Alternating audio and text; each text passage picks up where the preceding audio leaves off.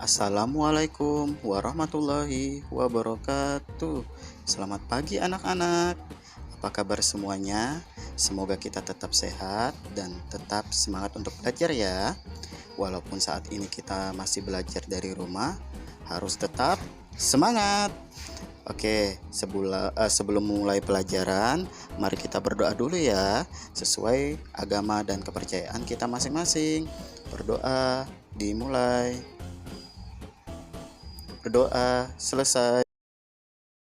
Anak-anak, kita hari ini belajar tema 1 tentang pertumbuhan dan perkembangan makhluk hidup, subtema 1 tentang ciri-ciri makhluk hidup. Nah, tujuan pembelajaran hari ini adalah kalian dapat mengetahui cara makhluk hidup bergerak. Coba sekarang perhatikan anak-anak, apakah kalian tahu hewan apa saja yang dapat bergerak? Perhatikan gambar berikut ini.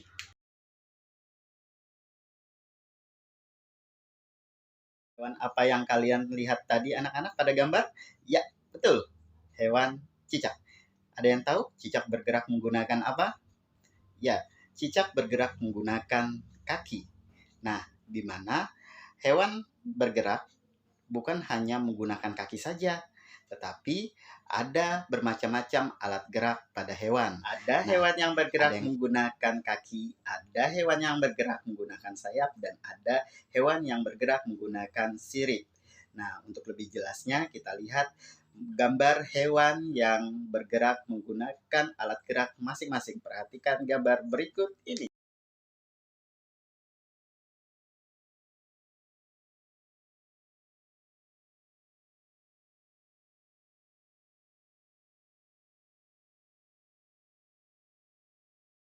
Dari gambar tadi ada beberapa jenis hewan. Nah, di mana salah satunya adalah burung. Ada yang tahu alat gerak pada burung berupa apa? Iya, betul. Alat gerak pada burung berupa sayap. Nah, selanjutnya ada hewan yang bergerak menggunakan sirip. Ada yang tahu tadi gambar apa saja yang menggunakan sirip? Iya, betul. Hewan yang bergerak menggunakan sirip adalah ikan. Selain hewan, apakah tumbuhan dapat bergerak? Untuk mengetahui tumbuhan dapat bergerak atau tidak, silakan simak video berikut ini. Halo anak-anak semua, kita melihat di sekitar kita banyak tumbuhan dan juga hewan. Dan setelah kita mengenal gerak, kita perlu tahu dong di sekitar kita itu ada gerak apa saja. Kalau kita lihat di lingkungan sekitar kita, tumbuh-tumbuhan tampak bergerak. Tapi apakah benar seperti itu? Adakah gerak pada tumbuhan? Yuk kita simak penjelasan berikut ini. Gerak makhluk hidup ada tumbuhan dan ada juga hewan. Misalnya, gerak tumbuhan yang terkena angin ini tentu saja bukan gerak tumbuhan, tapi gerak benda yang terkena angin. Berbeda, tetapi kalau kita perhatikan seperti contoh gerakan putri malu. Nah, itu baru gerak tumbuhan. Gerak tumbuhan dibagi menjadi dua, yaitu gerak endonom dan gerak ensionom. Gerak endonom adalah gerakan yang tidak jelas apa sebab dari gerakan tumbuhan tersebut.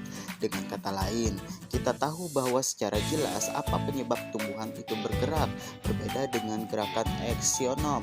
Di sini gerakan eksionom merupakan gerakan tumbuhan karena ada rangsangan dari luar. Kita akan bahas gerakan eksionom.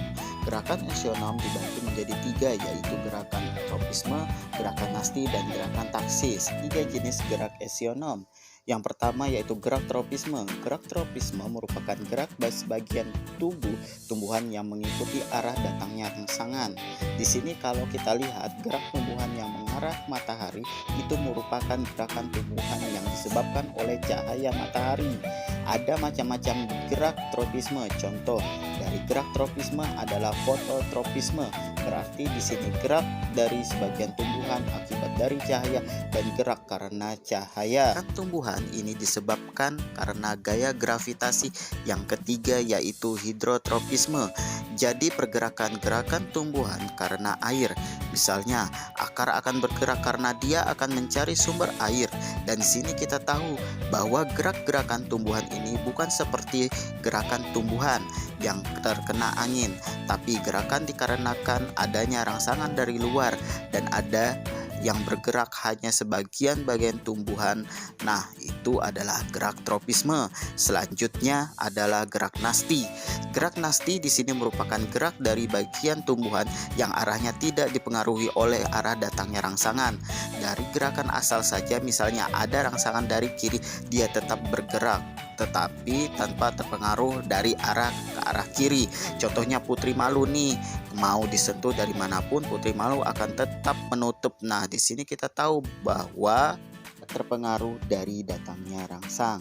Contoh dari gerak nasti ada seismonasti, niktasi, dan termonasti.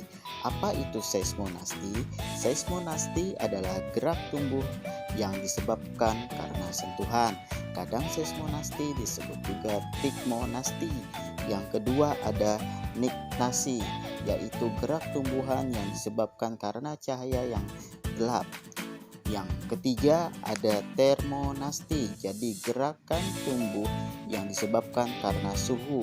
Jadi karena nasti itu yang gerakan tumbuhan yang tidak dipengaruhi oleh arah datangnya rangsang. Nah, itu adalah gerakan nasti, yaitu gerakan taksis atau gerak tasis, merupakan gerak seluruh tubuh yang seluruh bagian tumbuhan itu yang arah sesuai dengan arah rangsangan. Contohnya adalah fototaksis dan kemotaksis. Jadi kalau fototaksis itu gerakan seluruh bagian tubuh tumbuhan karena cahaya, sedangkan kemotaksis itu adalah gerak bagian tumbuhan yang disebabkan oleh kemo atau kimiani. Itu adalah gerak-gerakan tumbuhan yang ada endonom dan insionom.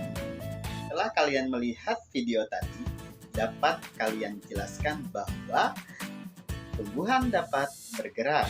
Nah, pergerakan pada tumbuhan berbeda dengan pergerakan pada hewan. Kalau pergerakan pada hewan itu bisa diatur, atau pergerakan pada hewan itu dari titik satu ke titik yang lain. Nah, sehingga pergerakan hewan dan tumbuhan itu berbeda ya anak-anak, karena apabila tumbuhan bergerak merupakan respon dari sebuah rangsangan.